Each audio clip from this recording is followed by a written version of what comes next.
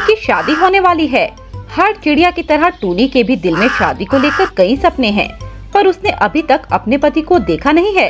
उसने अपने माता पिता से कहा भी, पर उन्होंने कहा कि लड़के वालों के यहाँ ये रिवाज है कि चिड़िया शादी से पहले अपने पति का चेहरा नहीं देख सकती, ना ही फोटो, क्योंकि ये एक बहुत बड़ा अपशगुन माना जाता है। फिर ऐसे ही टूनी की शादी का दिन आ गया और बड़े धूमधाम से उसकी सोनू कबूतर के साथ शादी हो गई। टूनी ने आज पहली बार सोनू को देखा कि तभी टूनी की सास वहाँ आ गई। अरे चलो चलो गाड़ी में बैठ जाओ, गाड़ी कुछ ही देर में निकलने वाली है। अरे टूनी, तुम यहाँ क्या कर रही हो? तुम भी जाओ, गाड़ी में बैठ जाओ। माँ जी मैं, पर क्यों? मैं तो दूल्हे के साथ अलग गाड़ी में आऊंगी ना। अरे बहू, ऐसा नहीं हो पाएगा, क्योंकि सोनू के फूफा की तबीयत उस गाड़ी में खराब हो जाती है। अभी आते वक्त वो उसी में आए थे और देखो उनकी तबीयत कितनी खराब हो गई, इसलिए हमने ये सोचा है कि वे सोनू के साथ दूल्हे वाली कार में आ जाएंगे। टूनी कुछ कहना चाहती थी कि तभी उसकी जेठानी आ गई। अरे टूनी, मैं भी तुम्हारे साथ बस में ही चल रही हूँ और तुम देखना बस में कितना मजा आएगा। इन लोगों को तुम कार में जाने दो। टूनी अपनी जेठानी की बात मान लेती है और उसके साथ बस में बैठकर आ जाती है।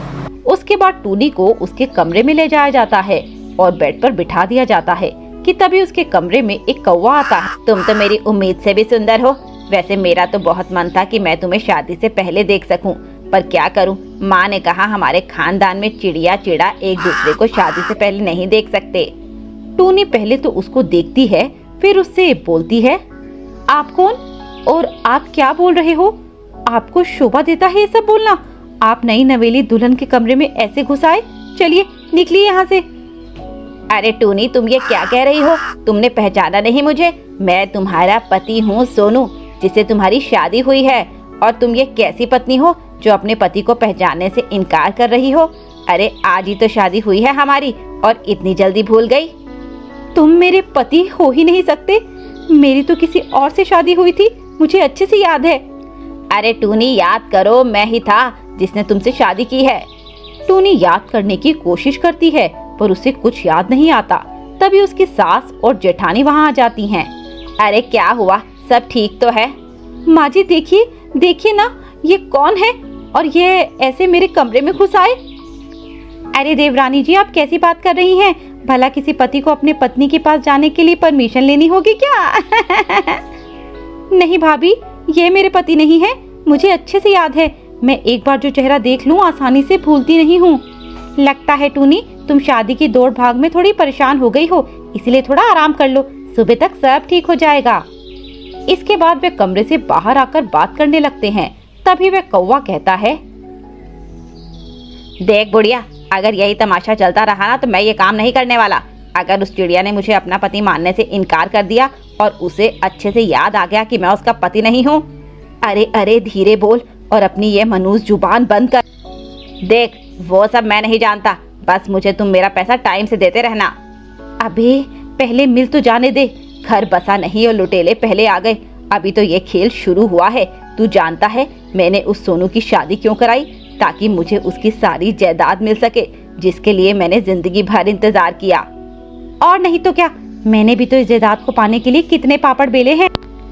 उनकी ये सब बातें अंदर बैठी टूनी सुन लेती है और अब उसका शक और गहरा जाता है। फिर अगली सुबह उसने घर की छानबीन शुरू कर दी, पर उसे कुछ नहीं मिला। इस घर में तो मुझे कुछ नहीं मिल पाया, अब मैं क्या करूं? हे भगवान, तू ही कोई रास्ता दिखा। तभी उसके सामने एक तोतन आती है जो उस घर की नौकरानी थी और वह टूनी को अपने साथ खींचकर बाहर ले जाती है। मेम साहब, मैं आपको एक बात बताना चाहती हूँ। पर आप कौन और आप मुझे क्या बताना चाहती हैं? देखो बहू, तुम जो सोच रही हो वही सही है। मतलब तुम्हारी शादी उस कौवे से नहीं हुई, तुम्हारी शादी तो सोनू कबूतर से हुई है, जिसको इन्होंने ना जाने कहाँ कैद किया हुआ है। पर ये लोग ऐसा क्यों कर रहे हैं? जायदाद का लालच बहू। आपका बहुत बहुत शुक्रिया। अब बस मुझे ये पता करना है कि इन्होंने मेरे असली पति सोनू जी को कहाँ छुपाया हुआ है, बाकी मैं खुद कर लूंगी। अगले दिन टूनी अपनी सास से बड़े मीठे तरीके से बात करने लगती है और अपनी जेठानी को भी खूब मक्खन लगाती है और उस कौवे को भी अपना पति मान लेती है। मैं आपसे माफी मांगती हूँ, मैंने आपको इतना परेशान किया, पर अब मुझे सब याद आ गया है। अरे बहू, मैं तो तुझे पहले ही कह रही थी कि यह सब थकान के कारण हुआ है। अब देख, थकान उतर गई तो सब ठीक हो गया। जी माँ जी। सबसे पहले टूनी उनका विश्वास जीतती है और उसके बाद वह उनकी निगरानी शुरू कर देती है। और फिर एक दिन वह अपनी सास को फोन पर किसी से बात करते हुए सुनती है। खाना क्यों नहीं खा रहा वो? तुम्हें क्या मैंने झक मारने के लिए रखा है? रुको, मैं ही आती हूँ। ये मेरी कौवन सास किससे बात कर रही है? मुझे भी इसका पीछा करना चाहिए, क्या पता कुछ मिल ही जाए। इसके बाद वह अपनी सास के पीछे पीछे लग जाती है। रास्ते में टूनी की सास को शक होता है कि उसके पीछे कोई है, पर टूनी भी बहुत चालाक थी। वो भी अपनी सास को देखने से पहले ही छुप जाती है। फिर उसके बाद वह कौवन जंगल के बीच एक सुनसान गुफा में गई और टूनी भी उसके पीछे गई। तभी उसने देखा कि कालू कौवन किसी को मार रही है। क्यों बे, खाएगा नहीं? मरना चाहता है क्या? तू मुझे कितना भी मार ले या पीट ले, पर मैं तुझे तेरे इरादों में कामयाब नहीं होने दूंगा, समझी तू? तेरे बाप को तो पहले ही मैं नरक लोक भेज चुकी हूँ और तुझे मारते वक्त मेरे हाथ नहीं कांपेंगे, समझा? चुपचाप ये खाना खा ले और 1-2 दिन में मैं फिर आऊंगी। तुझे प्रॉपर्टी के पेपर पर भी साइन करने हैं। अभी तेरी बीवी तो मान चुकी कि वह कौवा ही उसका पति है। अब बस तेरे साइन हो जाए तो मजा आ जाएगा। इसके बाद वह वहाँ से चली जाती है। टूनी जब थोड़ा अंदर जाकर देखती है तो पहचान जाती है कि यह कबूतर तो उसका असली पति है। फिर वह उन गुंडों को ध्यान भटकाने के लिए बाहर एक पत्थर फेंकती है, जिससे किसी के आने की आवाज सुनकर वे गुंडे बाहर आ जाते हैं और टूनी सोनू के पास जाती है। आप ठीक तो है ना? अरे टूनी, तुम यहाँ क्या कर रही हो? मैं आपको यहाँ बचाने के लिए आई हूँ, अब चलिए। नहीं टूनी, देखो मेरे हाथ और पैर दोनों बंधे हुए हैं। पर सोनू जी, वे आपकी माँ होकर ऐसा क्यों कर रही है? टूनी, वह मेरी सगी माँ नहीं है, वो मेरी सौतेली माँ है और उन्होंने जायदाद के चक्कर में मेरे पिताजी को भी मार डाला और मेरे पिताजी ने सारी जायदाद पहले ही मेरी और मेरी होने वाली पत्नी के नाम कर दी थी, इसीलिए उन्होंने मेरी शादी तुमसे कराई। तभी किसी गुंडे के आने की आवाज आती है। तुम यहाँ से चली जाओ टूनी, अगर किसी ने देख लिया तो वे तुम्हें मार डालेंगे। ठीक है, मैं अभी चलती हूँ, पर जल्दी वापस आऊंगी। टूनी वहाँ से चली जाती है और भागकर घर वापस आ जाती है और फोन करके अपने मायके वालों को सारी बात बता देती है। ठीक है टूनी बेटा, तू टेंशन मत ले, हम सब तैयार हैं, बस तू बता देना कब क्या करना है। टूनी अब सब जान चुकी थी, पर अभी भी उसके पास अपने ससुराल वालों के खिलाफ कोई सबूत नहीं था, इसीलिए उसने उनके खिलाफ सबूत जुटाने शुरू कर दिए। फिर एक दिन टूनी का पति उसके पास प्रॉपर्टी के पेपर लेकर आता है।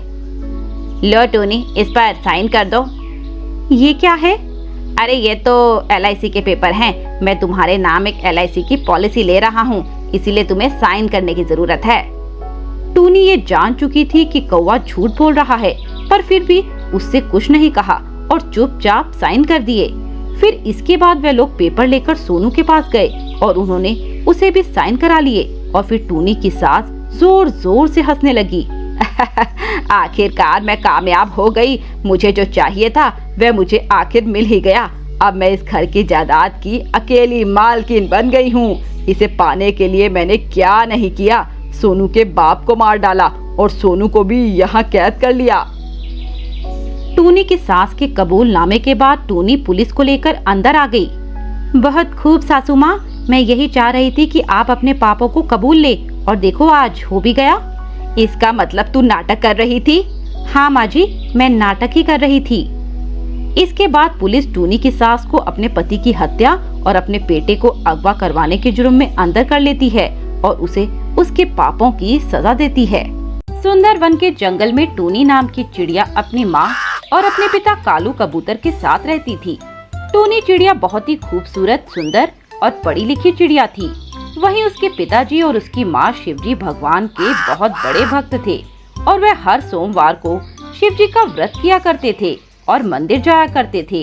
वहीं टूनी को बड़ा होते देख उन दोनों ने शिवजी से अपनी बेटी के इन 5 गुणों वाले पति की मांग कर ली, ताकि उसकी बेटी टूनी हमेशा खुश रहे। तभी शिवजी वहाँ प्रकट हुए। ठीक है मेरे प्यारे भक्तों, मैं तुम्हारी ये इच्छा पूरी करता हूँ और तुम्हारी बेटी टूनी को ये आशीर्वाद देता हूँ कि उसे 5 गुणों वाले पति मिले। ऐसा कहकर शिव वहाँ से अंतर्ध्यान हो जाते हैं और टूनी के माता पिता अपने घर आ जाते हैं। फिर अगले हफ्ते टूनी की शादी एक ही घर के 5 भाइयों से हो जाती है, जिन भाइयों के नाम इस तरह थे: सोनू कबूतर, मोनू तोता, गोलू बाज, भोलू कौवा और टोलू चील। ये पांचों भाइयों के अंदर अलग अलग गुण थे। जैसे सोनू बहुत ही सुंदर था और मोनू बहुत ही पढ़ा लिखा, गोलू बहुत ही संस्कारी और भोलू बहुत रोमांटिक और टोलू जिसे घर का सारा काम आता था और वो खाना भी बहुत लजीज बनाता था। ऐसे ही टूनी उस घर में शादी करके आ तो गई, पर सबसे बड़ी प्रॉब्लम ये हुई कि पत्नी तो एक और पति 5, तो टूनी आखिर किसके साथ रहेगी? तब इसका समाधान टूनी की सास कविता ने निकाला। देख बहू, मैं जानती हूँ कि तेरे 5 पति हैं और सभी के साथ रहना तो संभव नहीं। हाँ माँ जी, मैं भी इसी कारण बहुत टेंशन में हूँ, समझ नहीं आ रहा क्या करूँ। समस्या तो गंभीर है, पर मुझे पता है कि करना क्या है। तो आप ही बताइए ना माँ जी, क्या करें? देख बहू, इसका तो एक ही समाधान है। क्यों ना तू सभी के साथ एक महीना रहे, मतलब पहले महीने बड़े के साथ, दूसरे महीने दूसरे भाई के साथ और तीसरे महीने तीसरे के साथ। ऐसे ही हर महीने तू सभी को समय दे पाएगी और तेरा पत्नी धर्म भी पूरा हो जाएगा। ठीक है माँ जी, यही सही रहेगा। तो अब मैं ऐसा करती हूँ, अपना सामान लेकर सोनू जी के कमरे में चली जाती हूँ। इसके बाद टूनी अपना सामान लेकर सोनू के कमरे में चली जाती है और उसके साथ रहना शुरू कर देती है। सोनू बहुत ही सुंदर था और वे पूरे दिन बस खुद को संवारने में ही लगा रहता था और टूनी की तरफ ध्यान ही नहीं देता था। फिर एक दिन वो नए कपड़े पहनकर टूनी के सामने आया। देखो टूनी, मैं कैसा लग रहा हूँ? हैंडसम लग रहा हूँ ना? जी, आप तो वैसे भी बहुत सुंदर हैं, ये कपड़े तो और भी सुंदर लग रहे हैं। हाँ टूनी, सच में। वैसे तो मैं जानता हूँ कि मैं बहुत ही सुंदर हूँ, पर फिर भी तुम्हारी राय ले रहा हूँ, देख रहा हूँ कि तुम्हारा टेस्ट कैसा है। ऐसे ही 1 महीना बीत जाता है, पर सोनू ने टूनी के लिए 1 महीने में कुछ खास नहीं किया, जिससे टूनी बहुत ही प्रभावित हो पाती। सोनू तो हमेशा खुद को संवारने में लगा रहता था, उसके अलावा उसे दुनिया में कुछ दिखता ही नहीं था। फिर ऐसे ही वे महीना खत्म हो गया और टूनी की बारी अब मोनू के साथ रहने की आ गई। तो उसने अपना सारा सामान लेकर मोनू के कमरे में रख दिया। मोनू जो पढ़ने में बहुत होशियार था, वह हमेशा ही अपनी किताबों में लगा रहता था। टूनी, तुम्हें किताबों में क्या पढ़ने का शौक है? जी, मुझे तो पढ़ने का ज्यादा शौक नहीं है, मैं तो किताबों से दूर ही रहती हूँ। ना जाने कैसे मैंने अपना बीए पास किया। मोनू टूनी की जब ये बातें सुनता है तो बहुत उदास हो जाता है। अच्छा, तो तुम्हें पढ़ना अच्छा नहीं लगता? नहीं मोनू जी, मुझे पढ़ना ज्यादा पसंद नहीं है। पर पढ़ाई करना तो बहुत जरूरी है, और किताबें पढ़ना भी। पता है, किताबों को पढ़ने से हमें कई तरह का ज्ञान मिलता है। जी मुझे पता है, पर क्या करूं जब मुझे ये पसंद ही नहीं। इसके बाद से मोनू टूनी से खिंचा खिंचा रहने लगा। वो रात दिन और सुबह शाम बस किताबों में घुसा रहता और टूनी की तरफ ज्यादा ध्यान नहीं देता। और बेचारी टूनी जब भी उससे बात करने की कोशिश करती तो वह वहाँ से चला जाता। ऐसे ही 1 महीना खत्म होने को आया। टूनी ने फिर अपना सारा सामान गोलू के कमरे में रख दिया।